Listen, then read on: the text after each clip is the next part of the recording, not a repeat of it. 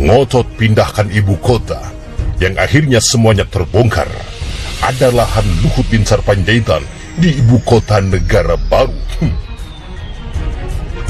Riaunews.com. Nama Menko Kemaritiman dan Investasi Luhut Binsar Panjaitan mencuat dalam lahan yang digunakan untuk ibu kota negara IKN baru di Kalimantan Timur. Dalam video narasi yang diunggah di channel YouTube Mata Najwa, Kamis 9 Desember 2021, nama Luhut Binsar Panjaitan disebut dalam perluasan lahan IKN bersama dengan adik Menhan Prabowo Subianto, Hasyim Jojo Hadikusumo, dan Sukanto Tanoto.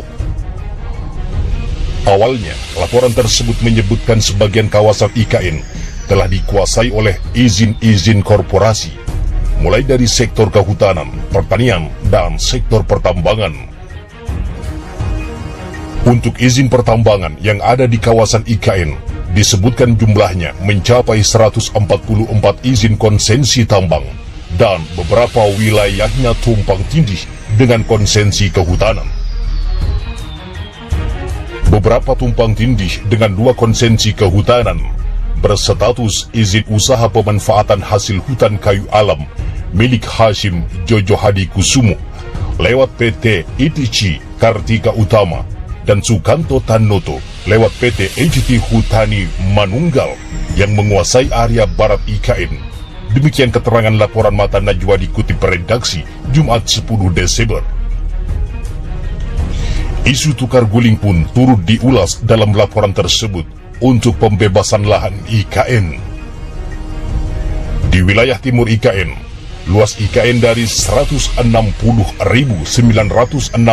hektar tahun 2019 meluas pada tahun 2020 menjadi 256.142 hektar. Perluasan membuat pertambangan batu bara PT Kutai Energi dan perkebunan sawit milik PT Kaltim Utama 1 masuk ke IKN. 2 perusahaan ini adalah anak perusahaan Toba Sejahtera Group yang berafiliasi dengan Luhut Binsar Panjaitan. Demikian yang disebutkan dalam laporan Mata Najwa.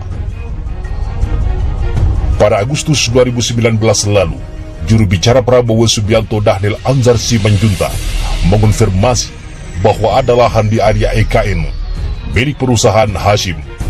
Hal itu ia sampaikan saat membantah adanya rumor lahan Prabowo di IKN, tepatnya di Kabupaten Penajam Pasir Utara.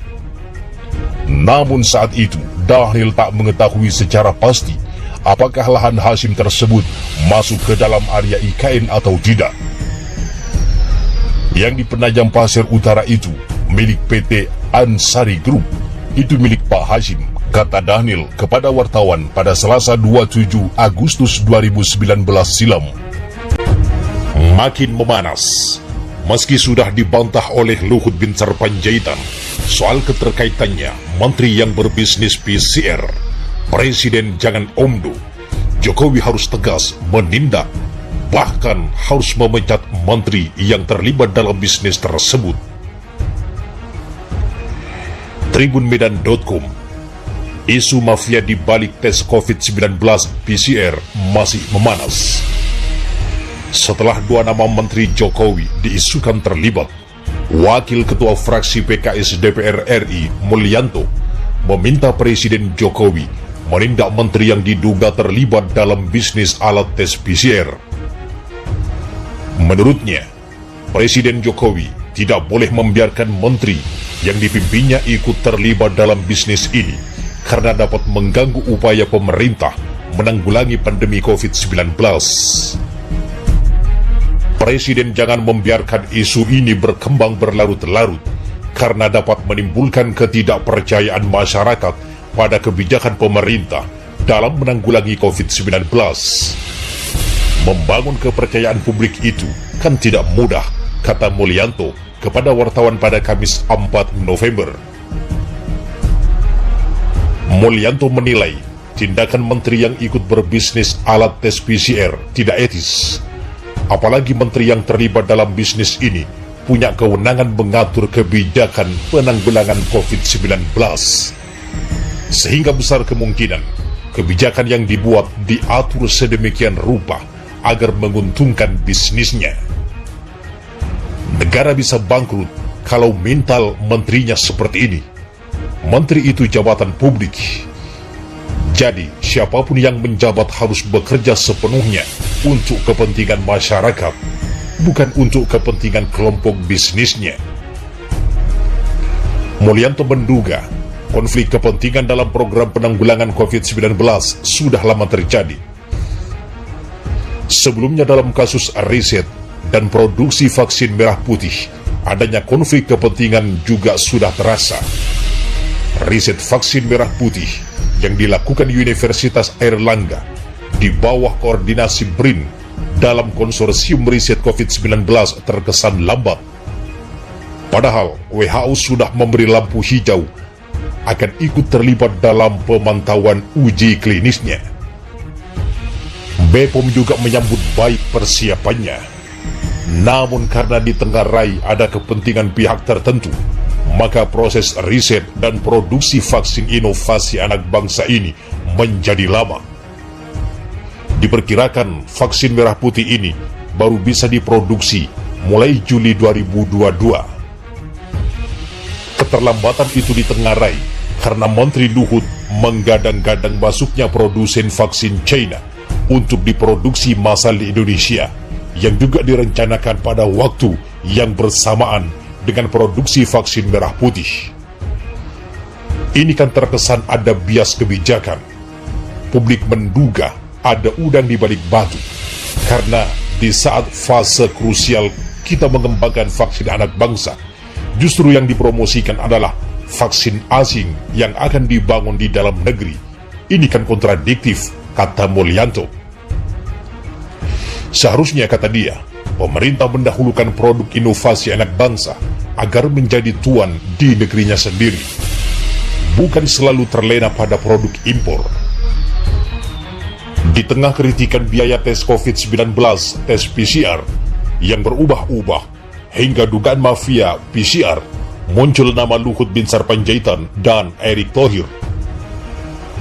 Dua menteri tersebut sebagai pendiri perusahaan penyedia jasa tes COVID-19.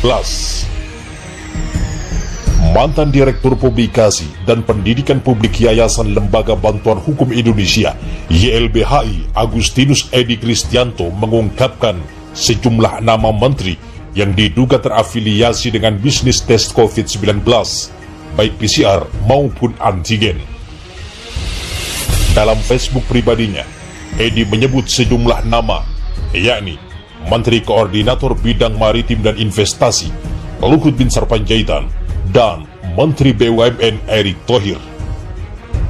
Kedua menteri ini diduga terlibat dalam pendirian perusahaan penyedia jasa tes COVID-19, PT Genomic Solidaritas Indonesia atau GSI. Edi menerangkan, PT GSI lahir dan PT Toba Bumi Energi dan PT Toba Sejahtera, anak PT TBS Energi Utama, Toba yang sebagian kecil sahamnya dimiliki oleh Luhut bin Sarpanjaitan. Selain itu, PT GSI juga dilahirkan oleh PT Yayasan Adaru Bangun Negeri yang berkaitan dengan PT Adaru Energi. 6,18% sahamnya dimiliki oleh Boy Thohir yang tak lain adalah saudara dari Erick Thohir. Menteri Koordinator Bidang Kemaritiman dan Investasi Luhut bin Sarpanjaitan merespon tudingan dirinya terlibat dalam bisnis tersebut. Hal itu disampaikan juru bicara Luhut, Jody Mahardi, dalam keterangan tertulisnya kepada wartawan pada Senin 1 November. Pertama, perlu saya perjelas bahwa Toba Bumi Energi adalah anak perusahaan Toba Bara Sejahtera, dan saham Pak Luhut yang dimiliki melalui Toba Sejahtera di Toba Bara Sejahtera sudah sangat kecil, yaitu di bawah 10%, kata Jody. Jadi, Pak Luhut tidak memiliki kontrol mayoritas di TBS, sehingga kita tidak bisa berkomentar terkait Toba Bumi Energi. Sementara itu, terkait PT Genomic Solidaritas Indonesia, Jody menerangkan bahwa Pak Luhut diajak oleh teman-teman dari grup Indika, Adaru Nustasar, yang memiliki inisiatif untuk membantu menyediakan tes COVID dengan kapasitas tes yang besar. Karena hal ini pada masa-masa awal pandemi ini adalah salah satu kendala. Jadi total, kalau tidak salah, ada 9 pemegang saham di situ. Yayasan dari Indika dan Adaru adalah pemegang saham mayoritas di GSI ini tugasnya.